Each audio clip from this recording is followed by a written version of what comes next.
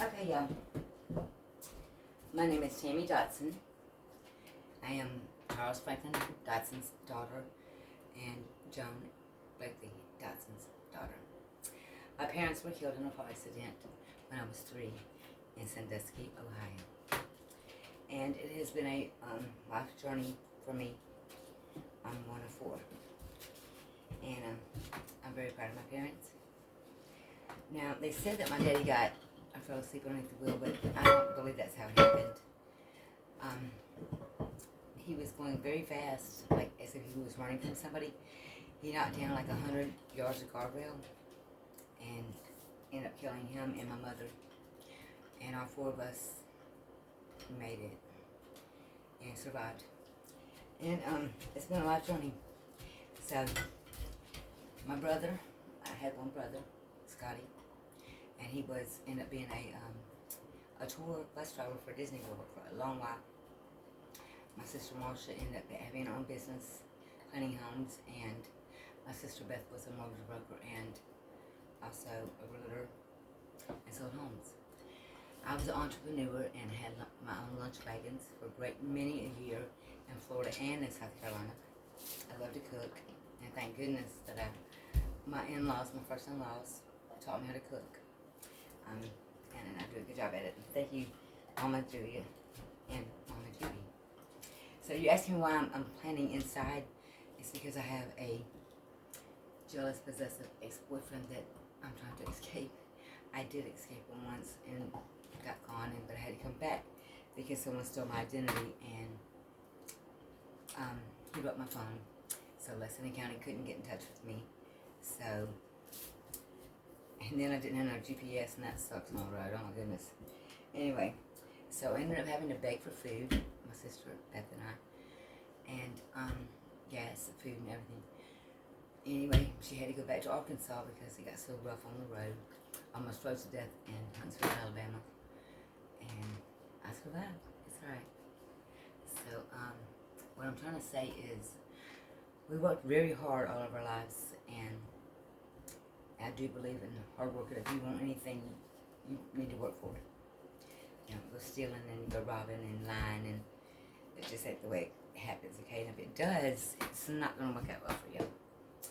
So, that being said and all, I had worked very hard on this truck. I had a 1997 GMC Sierra 1500, and I was restoring it. I loved that truck.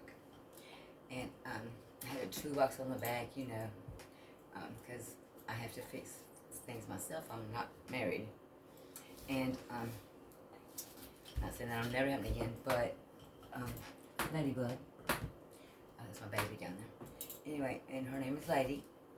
And along the way, she gave me 11 puppies. They were beautiful. And that's a different story and everything. But anyway, so worked very hard for this truck. And I got a trailer to put behind it, and I filled it full of all kinds of stuff to resell. And I was going to start a non-profit organization for orphans, because I'm one of 4. And my niece and I were going to go to Mobile, Alabama, and start a new business. And I had a business here for 20 years, and the lunch wagons, I had 4 of them, and did very well, and was able to be home with my children. You know, pick them up, drop them off to school, and pick them up, and, you know, I didn't like them riding the bus, and I was protecting them on there. And so, somewhat too protective is what I've heard. So, but she called me to come and get her, and I was finalizing fixing the last repairs on my truck up. Unfortunately, I did not make it there in time.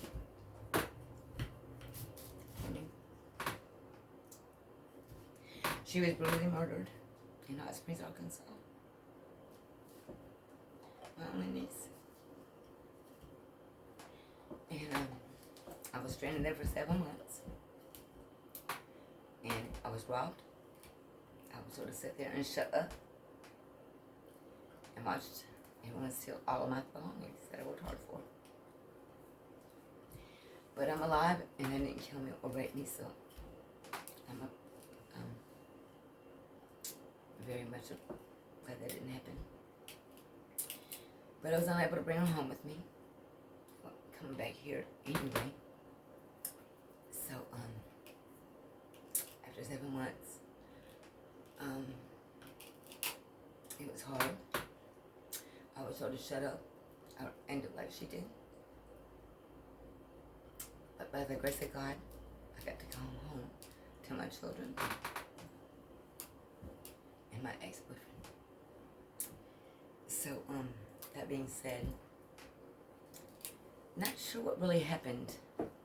My children want the same. They don't want to talk about it at all. And neither does my sisters. Now, me on the other hand, I want to get down to business. I want to find out who did this and why. She left 2 daughters and a son behind. And that is my desire. I mean, I've always had a desire to help people, regardless of what happened to me throughout life. After Mom and Daddy got killed in the car accident. That should have been hard enough. But life didn't think so. My uncles took it upon themselves to molest us. And you know who I'm talking about. I don't want to mention their names, but I do want to tell you, Gary, how it affected my life. I didn't get much schooling. I stayed awake at night, waiting till he worked on the railroad to protect myself and my sisters, to spray him with baby perfume, or however I had to protect ourselves so that he'd have to go upstairs and argue with our aunt, and tied vegetable cans together so that if I did fall asleep, he would make noise too. It would wake me up. So everyone in town knew what was going on, and I really didn't get a lot of schooling. I taught myself how to read and write, and very proud of that. And I'm self-made, and I'm proud of that. I'm very intelligent. I've had my own business since 2 of them for a long many years. And I believe I'm working hard. So I came back to Lexington and had pretty much nothing. I fled from there once I got a chance to leave. I fled, and I thank goodness I had my girlfriend with me because I fell asleep. I was so tired, and you know, I don't know. Finally, I got to Tennessee, and I pulled over because I was not stopping anywhere else in Arkansas. And I slept for like 8 hours, and I was scared to death. I'm still never get over it, ever.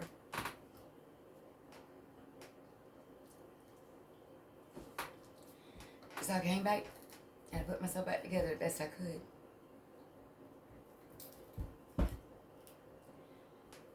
And started over again. Okay.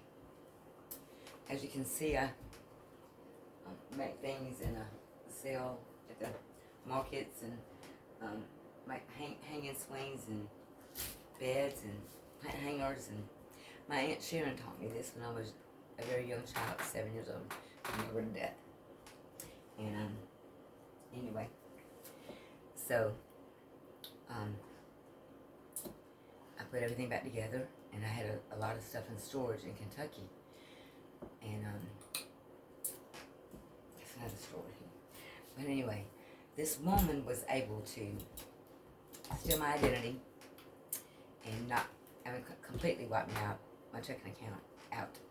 That's when I were on the road and pulled over to get gas, and I reported it before we left and thought that this would be handled, and it wasn't. And I don't know if my ex-boyfriend was involved in it or not. I hope that he's not. He's done enough. You don't need any other charges on him. And so, well, they dropped it. My ex-boyfriend brought my phone and no GPS, and you have to have a phone. And I had a job, and I had to leave it, and I had to come back here to reopen this case, and I ended up back at my ex-boyfriend's house, where it is so unbelievably horrible every day. Every day.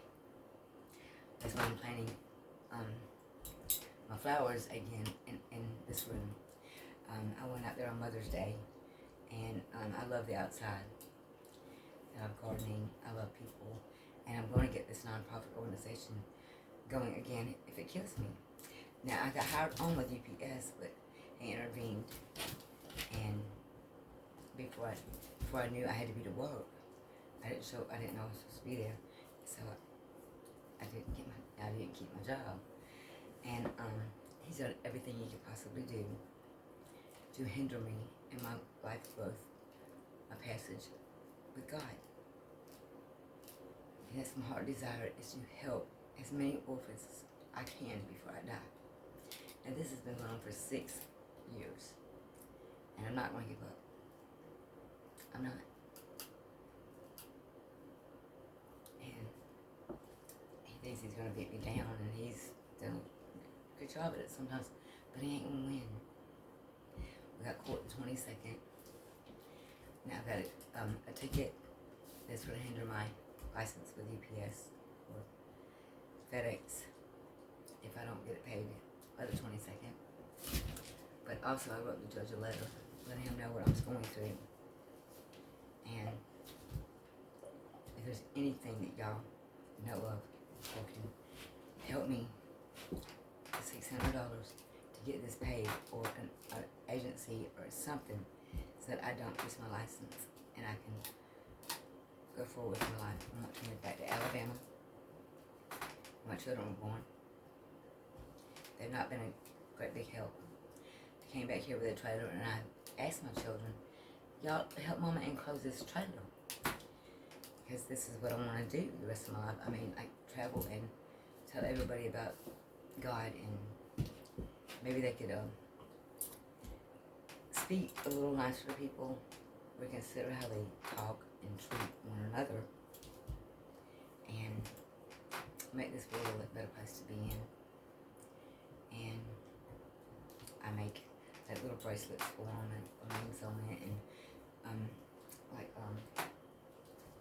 signs, and I mean all kinds of stuff. So I got this out of here. My sister's name, Beth, and her signs Gemini, and we got Tammy right here. I mean, I just do all kinds of stuff. You can see my hang and swing. Now you can't really see it. But I do all kinds of stuff, artwork, and to promote, you know, be kind and stuff like that. Libra, that's me. And all things are possible.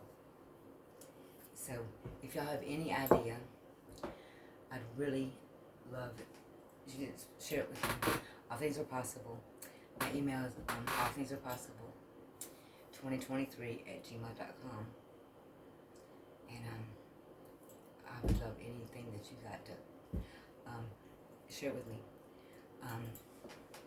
Also, now y'all, orphans have it hard from the very beginning. We weren't asked to be brought here, and my parents were killed in a car accident. But there's other orphans that they don't know what happened to their parents.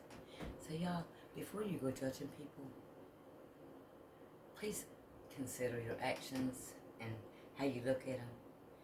And you know, you don't even have to say anything, body language. Just give them a smile instead of a frown. Smiles are contagious. Okay? Frowns are too. So if we could all do that, we'd have a more positive place to live in, you know. And I mean, if you get a phone call or whatever, someone upsets you, take the time to cool off, count, pray, meditate, before you walk in that convenience store, before you go and what do you call it, infest that store or whatever. Say a prayer before you go in there, okay? Please. I can hear him screaming, so I'll see y'all tomorrow. Peace, love, bye. She's in here. She's in here.